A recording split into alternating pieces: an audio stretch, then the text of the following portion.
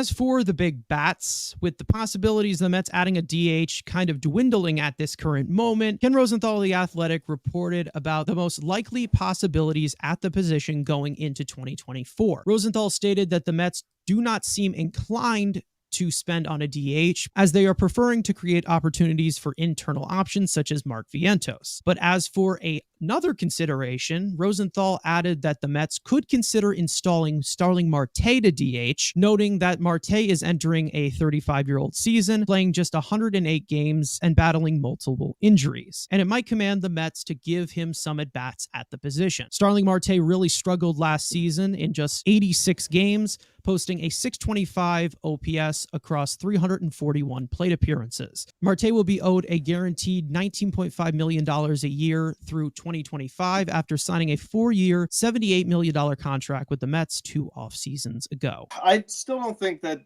him being the DH solves the DH problem, because it's more than just a DH problem. It's, do you have 9 hitters in your lineup that you feel good about? Which the Mets do not. You know, we've had this discussion a few times now, and I don't think that's like, oh, well, you know what, we don't need to get a DH because we could just make Marte the DH. That's not going to solve anything, because then who's going to be in right field? You know, I mean, are you just going to have DJ Stewart be out there full time? Because if you have Marte be your right fielder and DJ Stewart your DH, well, still, is DJ Stewart that good to be in your lineup every day? I mean, do we believe in the one good month he had, followed up by a bad month? And to go one step further, how about his career not being that great before this year? So it's just, no matter what, you still have the same problem. I mean, you could try to, it reminds me of something where it's like you're trying to plug a leak one spot, but then that means it's going to make another leak somewhere else. So no matter what, you're going to have this dilemma in the lineup of, okay, well, who is going to bat, like we said, who's going to bat behind Pete Alonso? Who's going to bat 7th and 5th and all this other? Who's going to bat 2nd? You know, like we have always have discussions, because it's like, okay, well, you know what? I could just move Alvarez from the bottom of the lineup and put him at the top of the lineup. Wow, but then it's like, oh, but now my bottom of the lineup isn't good. So it just feels that, you know what? That's why I've been of the approach that they need to look external with this for DH, because I think that no matter how they shuffle who they have, their lineup still is not going to be all that great, especially that bottom half of it, because you still have too many question marks, and that includes Starling Marte. Not only do you have the question mark of his performance, because even before Marte did go down with the injury, he wasn't playing well. So that's the other big thing. So it's like, number one, can he be on the field? But number two, when he is on the field, can he actually be productive? So you have to worry about those two things.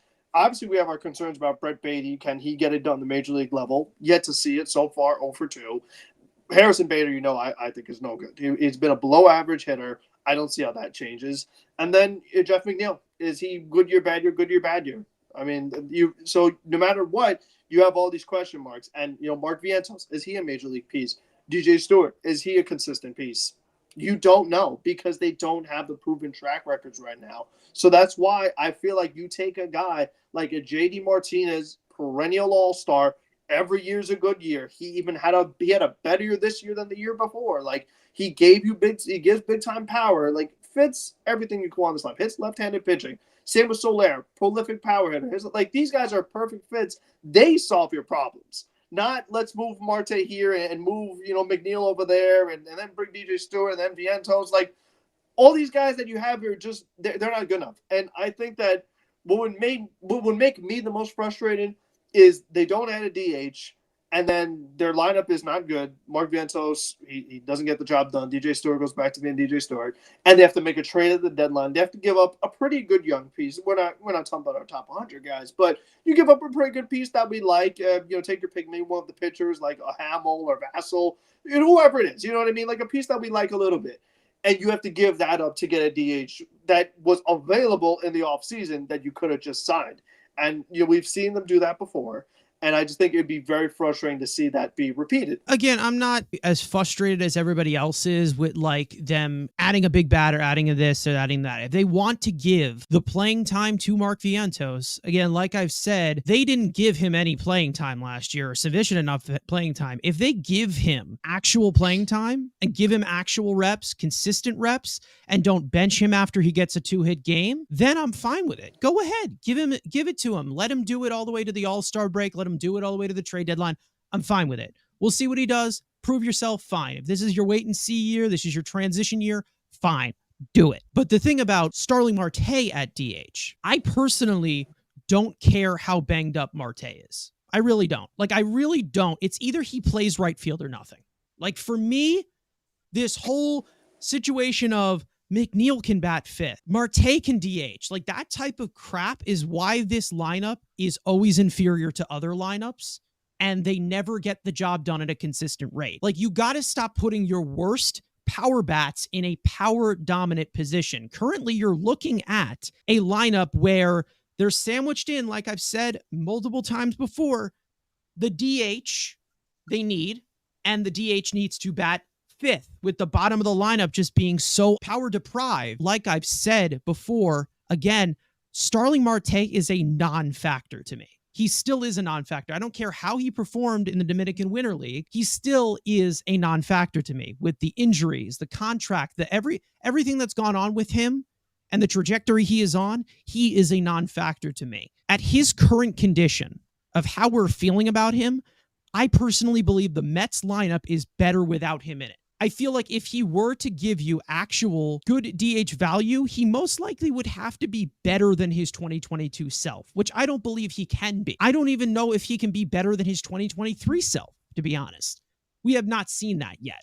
So why would I put a non-factor that I've pretty much established because of all of these things that have gone on in this last year or two with Starling Marte? Why would I put a non-factor in the most power-hungry and most weak position that the Mets have had in 5 freaking years, in the last 3 years and 4 years, ever since the DH was implemented? They have had this problem. Why would I put the biggest non-factor at DH? If I ever see a single game where Marte is DHing, that is just a punt lineup, a guy who is somebody you just want to keep healthy just to put him in the lineup. Because again, like I said, I think that the Mets lineup right now objectively is better without him in it right now, because of how just scared I am of how he is going to produce, how he's going to stay healthy or anything going into a 35-year-old season. I just don't think that we're in that position at all where, like how the Yankees did in the final years of Jeter's career, where he had Cano and Teixeira and all of these power bats behind him, where you literally could have just DH Jeter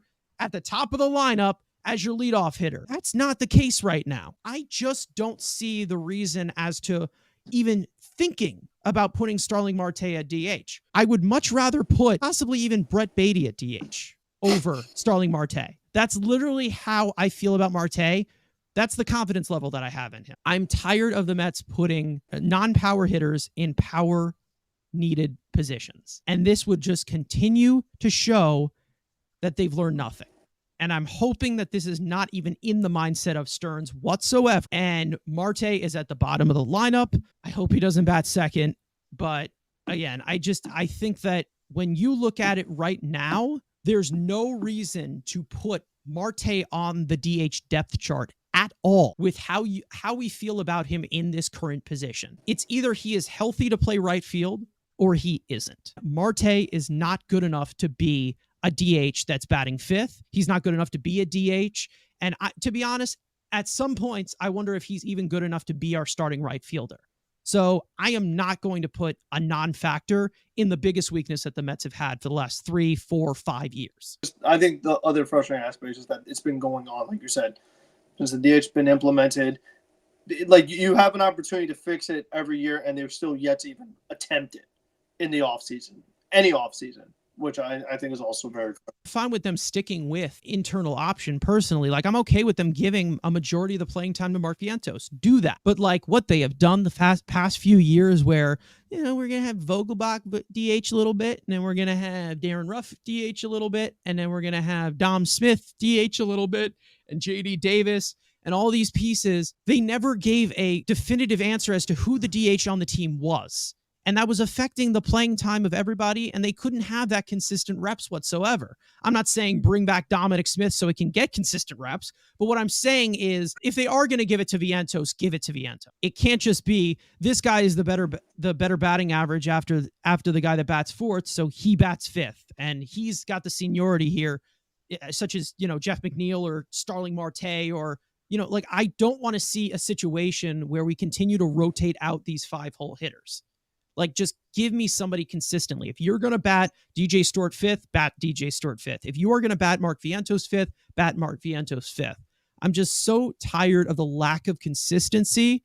And then we've also had the lack of production from this position. It's just that it's enough. It's enough already. They have to finally find something. Do I think Mark Vientos could do that? Maybe, but he's not really an established power bat. Again, I still would get that bat. But if they're going to give it to Mark Vientos, give it to Mark Vientos and stay there. If he struggles, DJ Stewart, whatever. But there needs to be actual consistency. I'm so tired of it just being floated up in the air. Whatever they go with because of how it's a wait and see year. But whatever they go with this position, they have to stick to it because the inconsistency is just so aggravating because of how many times they have just screwed this up over and over and over again, not getting protection for Alonso, and then kind of just squandering around of it during the year. It's an annoying pattern that needs to stop.